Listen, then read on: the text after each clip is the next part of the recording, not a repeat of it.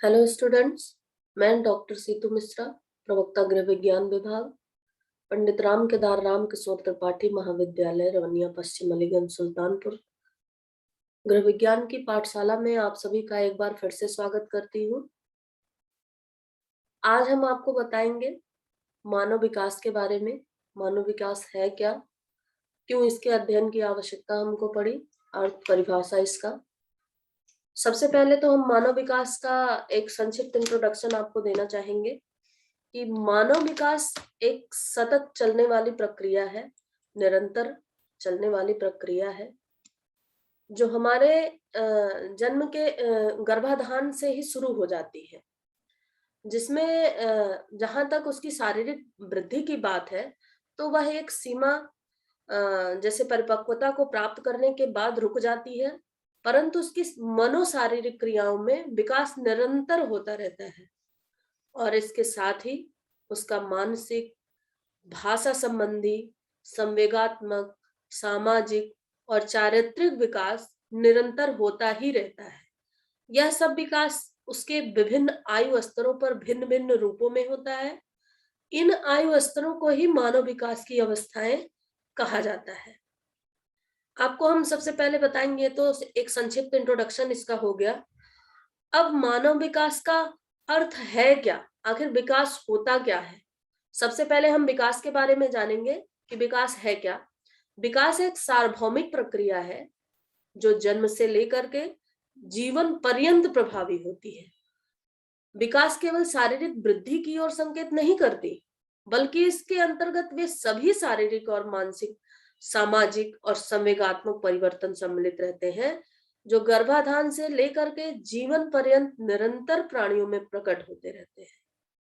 अतः कहा जा सकता है कि प्राणी के भीतर विभिन्न प्रकार के शारीरिक व मानसिक क्रमिक परिवर्तन की उत्पत्ति को ही हम विकास कहते हैं। विकास के क्रम में बहुत सारे विद्वानों ने अपने अलग-अलग अध्ययन के अनुरूप उनकी परिभाषा को भी दिया है, जिसमें हर्लॉक की परिभाषा को सबसे अच्छी परिभाषा के रूप में देखा जाता है। हर्लॉक ने विकास के लिए कहा कि विकास केवल अभिवृद्धि तक ही सीमित नहीं है, वरन वह व्यवस्थित तथा समनुगत परिवर्तन है, जिसमें कि प्रौढ़ावस्था के लक्ष्य की ओर और परिवर्तनों का प्रगतिशील क्रम निहित रहता है, जिसके परिणाम स्वरूप व्यक्ति में नवीन विशेषताएं व योग्यताएं प्रकट होती हैं। इसमें व्यवस्थित शब्द से हर्लॉक का तात्पर्य था कि विकास की वह प्रक्रिया जिसमें होने वाले परिवर्तनों में कोई ना कोई क्रम अवश्य ही होता है और आगे होने वाला परिवर्तन पूर्व परिवर्तन से के साथ कहीं ना कहीं जुड़ा रहता है। यानी जो भी परिवर्तन पहले हो चुका है उसका आने वाले समय में होने वाले परिवर्तन के साथ सीधा संबंध रहता है।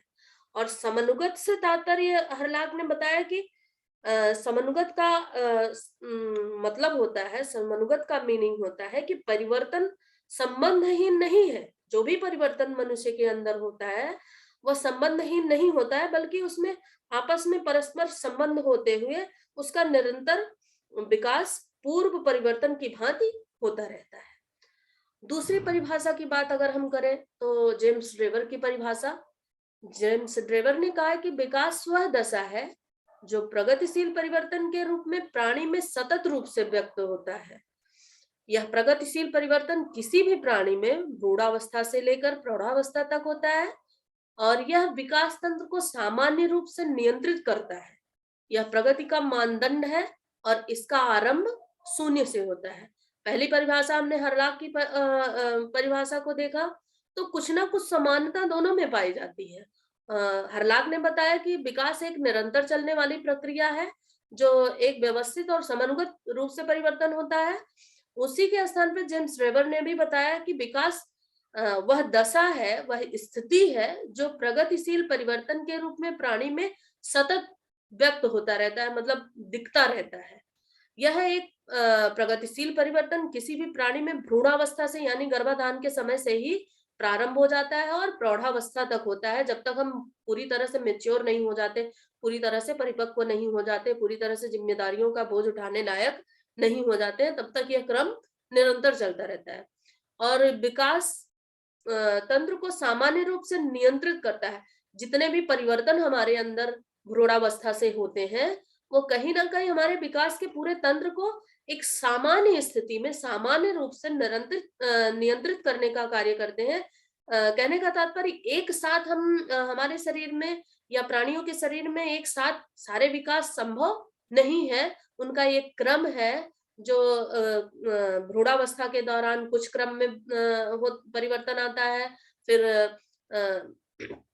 बाल्यावस्था में कुछ, उत्तर बाल्यावस्था में कुछ, किशोरावस्था में कुछ और प्रौढ़ावस्था में कुछ। तो जेम्स ड्रेवर के कहने का मतलब है कि विकास का जो तंत्र है वो हमारे पूरे शरीर को, हमारे पूरे विकास के क्रम को नियंत्रित करने का कार्य करता है और यही प्रगति का मानदंड है। और इसका आरंभ शून्य से होता है। जहां से शून्य की उत्पत्ति होती है, वहीं से विकास का आरंभ भी इन्होंने बताया है।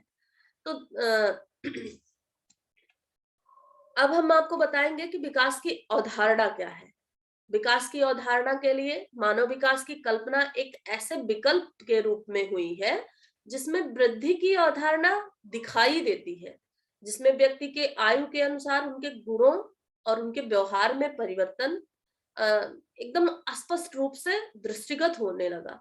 और सन 1990 में मानव विकास को परिभाषित करते हुए कहा गया कि मानव विकास की आकांक्षाओं और जीवन यापन का कार्य विकास की प्रक्रिया है। तो कहने का तात्पर्य है कि जितनी भी मानव विकास के क्रम है, जितने भी मानव विकास के अंतर सामाजिक, सांवेगिक, शारीरिक, मानसिक जितनी भी परिवर्तन होते हैं, उनकी आकांक्षाओं और जीवन यापन का कार्य विकास की प्रक्रिया से ही संबंधित होता है। तो दोस्तों आज के लिए सिर्फ बस इतना ही।